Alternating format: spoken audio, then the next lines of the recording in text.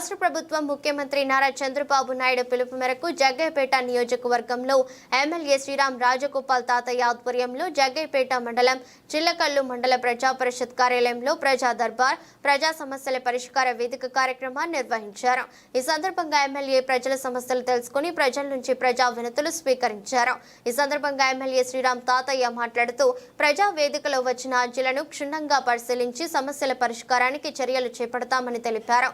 తమ దృష్టికి వచ్చిన ప్రతి అర్జీని పీజీఆర్ఎస్ ద్వారా 30 రోజుల్లోపు పరిష్కరించడం జరుగుతుందని ఎమ్మెల్యే తాతయ్య తెలిపారు। ఈ కార్యక్రమంలో నాయకులు మరియు అధికారులు ప్రజలు పెద్ద సంఖ్యలో పాల్గొన్నారు।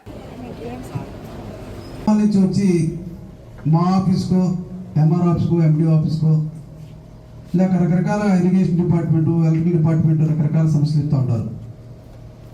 ఒక్కొక్కటి ఇండివిజువల్గా చేయటం కన్నా అందరి యొక్క ఆ గ్రామంలో ఆ ప్రజల యొక్క సమస్య తెలుసుకొని ఏ డిపార్ట్మెంట్ శాంక్షన్ చేసి అన్ని పరిష్కారం చేయడం కోసం ముఖ్యమంత్రి ఆదేశాల ప్రకారం ప్రతి కాన్స్టిట్యూన్సీని కూడా వారానికి ఒక రోజు 4 వారాల్లో కాన్స్టిట్యూన్సీ మొత్తం కూడా కంప్లీట్ చేయాలి।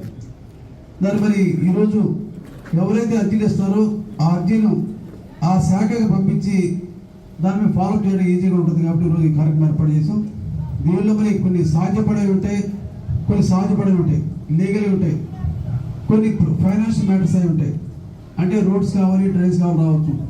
కొన్ని ఇష్యూస్ కోర్టులో ఉంటాయి, కోర్టు సమస్య ఉన్నప్పుడు రెవెన్యూ అధికారులు లేదా పోలీస్ అధికారులు చేయలేరు। అటువంటి కాకుండా ఇది సాధ్యపడేది, అది ఫైనాన్స్ కమిట్మెంట్ కాంది, అది ఏమాత్రం ఆక్షేపం లేదు, సమస్య తప్పకుండా చేస్తాం। దీనిలో అధికార నిర్లక్ష్యం లేకపోతే ఫాలోఅప్ లేకపోవడం, అర్జీలు ఇవ్వలేకపోవడం, ఈ పక్కన పడేయడం సమస్యలు ఉంటాయి కాబట్టి ఈ సమస్యను తెలుసుకొని పరిష్కారం చేసే ప్రయత్నం మీ అందరూ సహకరించి తప్పకుండా దీన్ని ఫస్ట్ టైం ఎందుకంటే జగన్పేటలో మల్లపాటి వెంకటేశ్వరరావు గారు రోడ్ మోడల్ చేస్తారని ముందు జగన్ మండలం ఏర్పాటు చేసాం, నెక్స్ట్ పరిమితి వాళ్ళు వచ్చే మండలం ఏర్పాటు చేసుకుంటాం।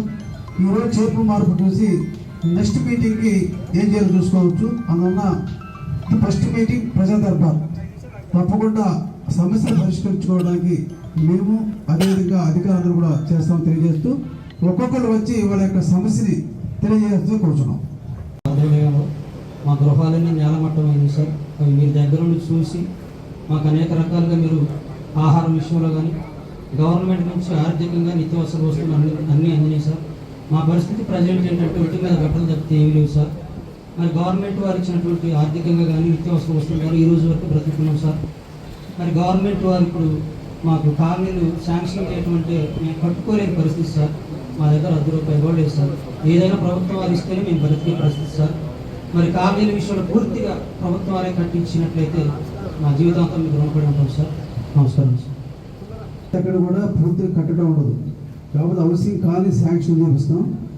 ఇంకేదంటే కాకపోతే తెలిసిన వాళ్ళతో మేము మా సాయం చేస్తాం, ఎందుకంటే ప్రభుత్వం ఎక్కడ కూడా కట్టదు। ఇప్పుడు గత ప్రభుత్వం ₹1,20,000 ఈ ప్రభుత్వం 4 lakhs ఇస్తామని చెప్పన్నారు।